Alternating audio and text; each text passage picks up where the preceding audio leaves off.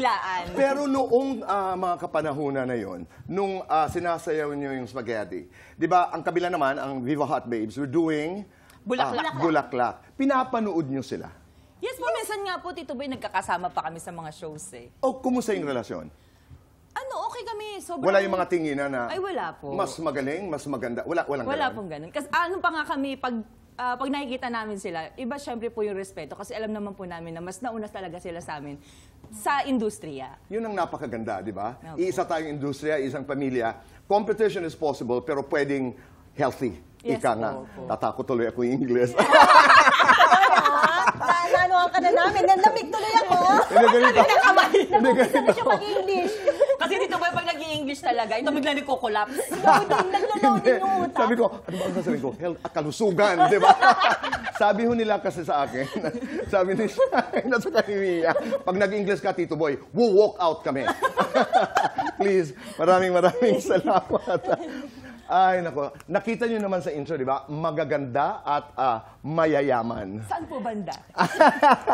Kumusta yung buhay sex bomb noon? Kataasan? Ay, hindi ko naramdaman, Tito Boy, kasi nga, busy kami. Pangalawa, parang feeling namin hindi namin nadaanan yung, 17, 18, yung edad na ganon. Kasi puro kami trabaho. Okay. Pero kailan nyo nalaman, Mia, na, ay, sikat na pala tayo? Nung nagdivisorya kami, Tito. Anong nangyari? Hindi kasi, parang mahilig kami lalo na si Ira dati. Lagi ko nakasama si Ira kasi mas malapit yung bahay namin. So, pag mamimili kami ng mga damit, syempre bata, pag sumweldo, tara, bakla, divisorya tayo, ganyan. Pagdating namin doon, Tito Boy, as in dumog yung tao, doon kami nagulat pareho. Kasi normal naman sa amin nagpupunta palagi doon para mamili kasi mura.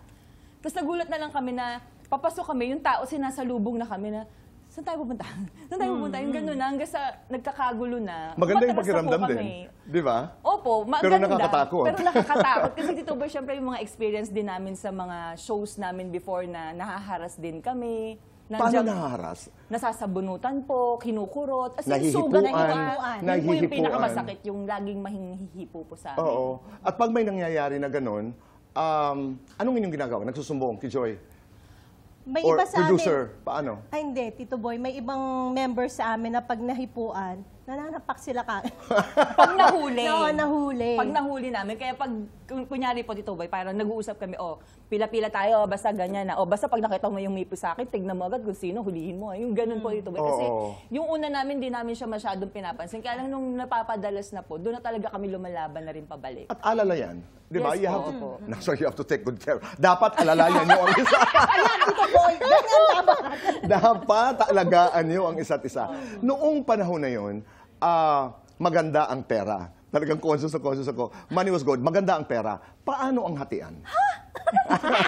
Ay, hindi ba? Hindi maganda ang pera? Hindi po, kasi maganda naman po kasi kahit pa paano naman po, nakaipon naman kami. Oo. Pero kung iniisip po nila na sobrang daming pera po namin ng mga panahon na, hindi rin po Tito Boy. Parang sapat lang po kasi nga po, grupo kami eh. So, maraming naghahati-hati. Opo, marami kami Pero paano naghahati. hatian? Equal? Hindi po equal. Kasi hindi. meron din po kaming seniority, kumbaga. And syempre, nandun din po kami sa ano ba yung naipapakita mo, gaano ka na ba kagaling? Seniority, English yun, ha? Mia. I'm sorry. Sorry. May mga nauna, di ba? Mga nauna. Oo.